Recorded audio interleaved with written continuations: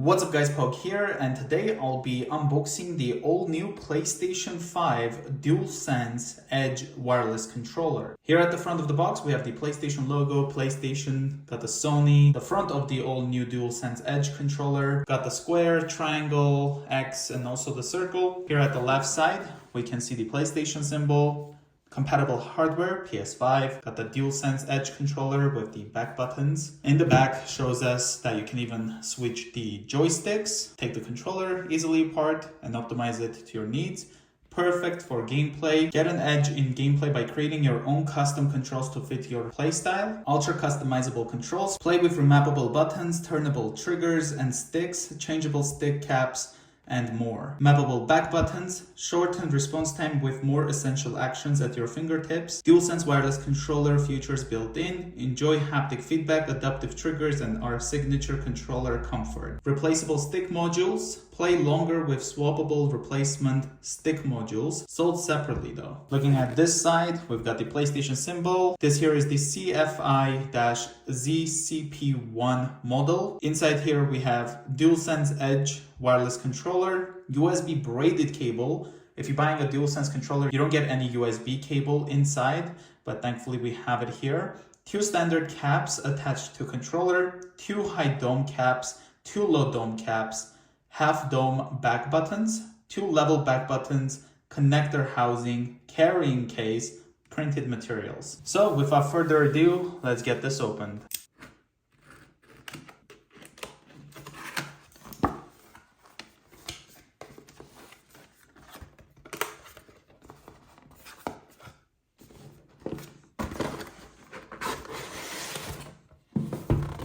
We have a box inside of the box, just like the PS5 unboxing I've done. If you haven't seen that, take a look at it. I'll have a link in the description.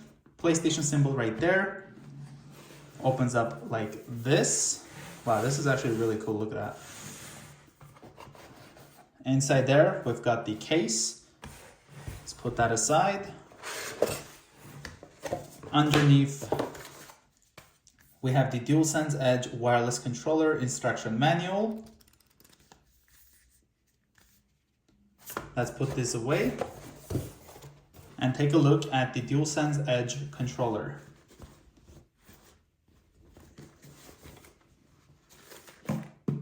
It is a hard shell case, soft rubberized material here, or plastic I should say. Triangle, circle, X, and square.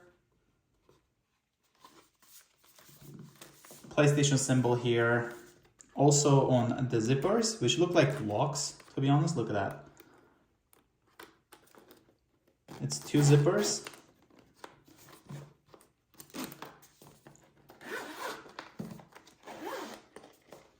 Opening this up for the first time. Wow, that is actually really cool. We got a QR code for information. It is soft here. Opening that up, in here we've got the black braided USB-C to USB cable. It's pretty long. Very nice to have a braided one, not gonna lie. It should be coming with every PS5. This was there and it was attached here. So maybe it's for this cable. Put it up like that. But yeah, you could do that. Here we got the DualSense Edge controller. Let's take this out. We got some function keys right here, left and right. The joysticks, PlayStation button. That's what it looks like once you turn it on. And right here, you have your circle, X, square, and triangles all across the touchpad. Left, right, bottom, up. The share button, the pause button, square, triangle, circle, and X. Now, the right 2 and also the left 2 have these texture to it for better grip, which are the triangle, circle, square, and the X from PlayStation. Got the USB-C port, Sony right there. Here at the bottom, we have our adjustments.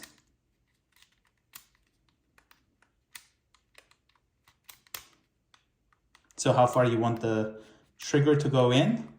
So here it is, all the way in. And this is how far that one goes in once you adjust it. Bottom here, got the headphone jack, the microphone, mute for the microphone. Pretty nice gloss black over here. Let's put this aside. This will give you the feeling of like those PlayStation 3 DualShock controllers. We've got unlock as well as lock here for the customization on the controller, I guess. This is the buttons for the bottom. So it is magnetic actually.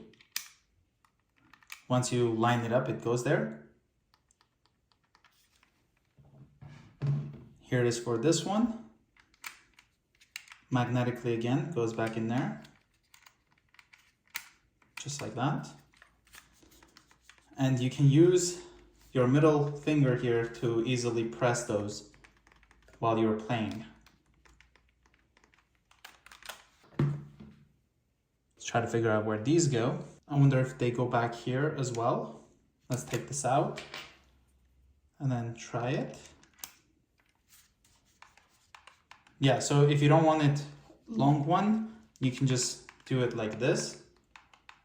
If you accidentally end up pressing, because it is possible for you to accidentally press this one, I'd say, while you're gaming. Whereas this one, you kind of have to really do that. This one, you're holding the controller like this. That one here as well. So that's what that would look like. Then we have these joysticks. One is higher than the other. Nothing else here at the case. Here's the difference in the lowest and the highest one. Looking at the instructions, that right there is the connector housing. So if you want to lock the connector housing to your controller to stop the USB cable from detaching, that's how you do it. Got the USB right here. This goes into your PlayStation, and then this one goes into the controller. Let's open this up. Right now it's on the unlock position. Opens up like this.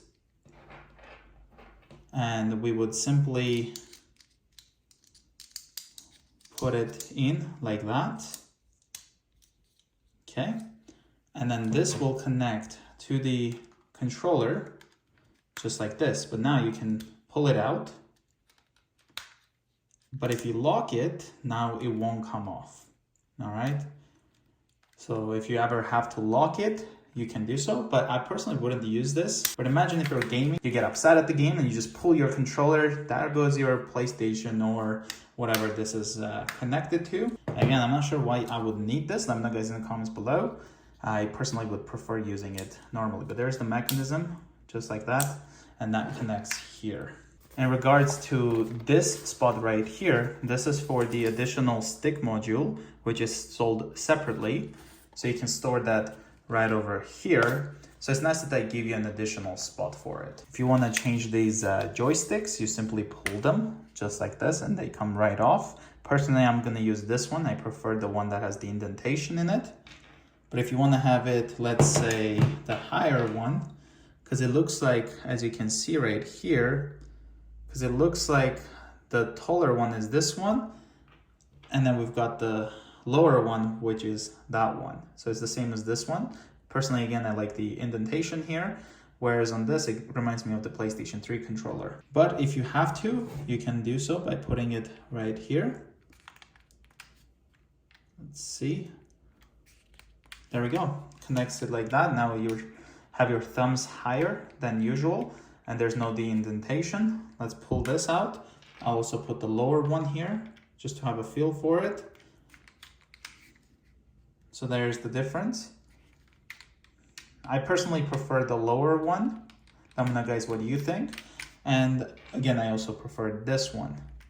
Let me just put this in here.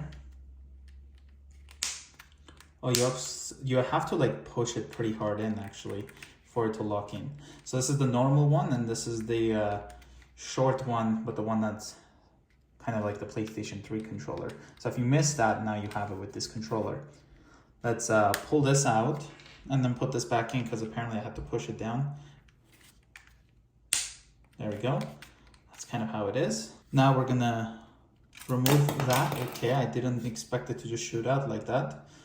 But there we go. Now we can remove these ones somehow.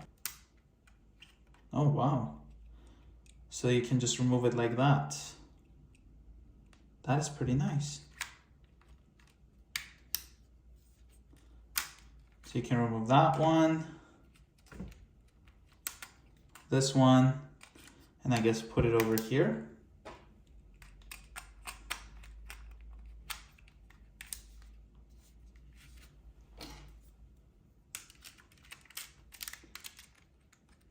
This thing has a lot of customization, you guys. There we go.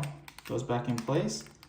Now we just swap that, just like that. One more thing I wanna point out is once I take this out, let's say that, and then we pull this out, we can store this additional